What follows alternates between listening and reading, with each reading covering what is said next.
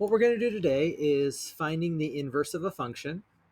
What we have is a function f of x equals the square root of x minus 2 plus 1. The first step that we're going to do is we're going to switch x and f of x. So we put an x here, we put an f of x here. Notice the negative 1, that's the symbol for inverse. So that gives us the inverse. Our next step is we want to get rid of the 1, so we subtract it.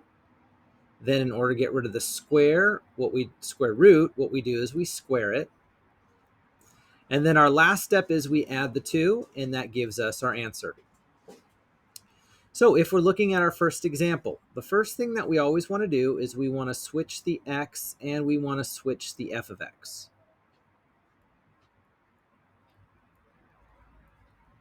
After we do that, what we're going to do is we want to get the f of x by itself. So we're going to do the opposite operation. So we're going to subtract the 3.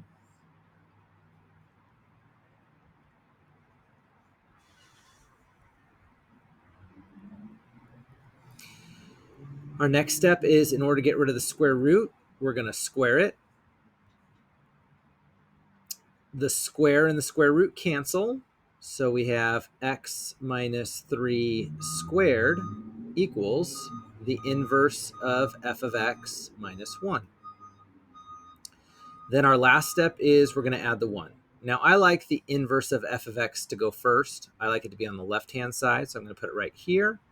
And that's equal to the x minus 3 squared, and then plus 1. So this right here is the function that's an inverse of our original function.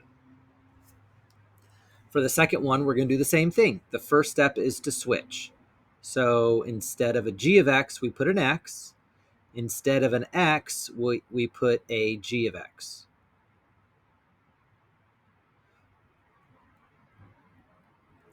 Then what we want to do is we want to get the g of x by itself. So I'm going to work from the outside in. I'm going to first add the 4.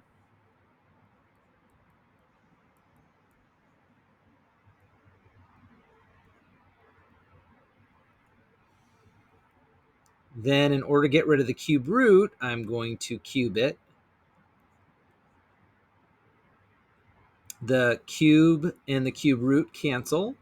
So I have an x plus 4 cubed equals the inverse of g of x plus 5. I need to continue to get it by itself, so I subtract the 5. And I like the g of x to go first, or be on the left-hand side. And that's equal to x plus 4 cubed minus 5. And then for letter C, we're going to do the same thing. This is a little bit more difficult. The first step always is switching. So we have x equals, and instead of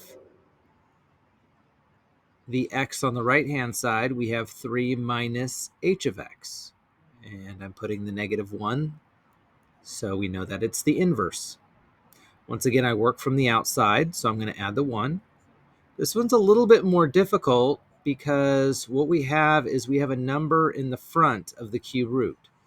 So what I need to do is I need to get rid of the 2. And it's always the opposite operation. So since there's a 2 there, I'm going to divide it by 2, and I'm going to divide each side by 2, and that's going to cancel.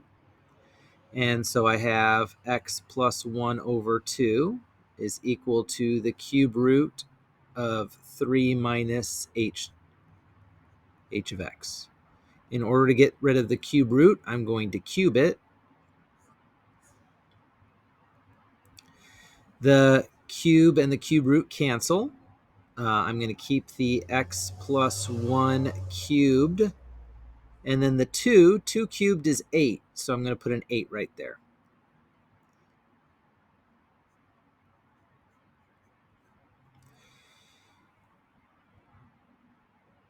Because it's a positive 3, I'm going to subtract 3.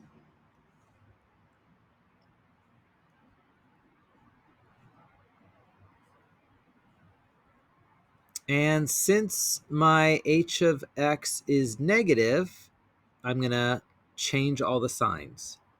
So this is going to become a positive positive, and negative. So the inverse of h of x is equal to negative, and then we have x plus 1 cubed over 8, and then plus 3.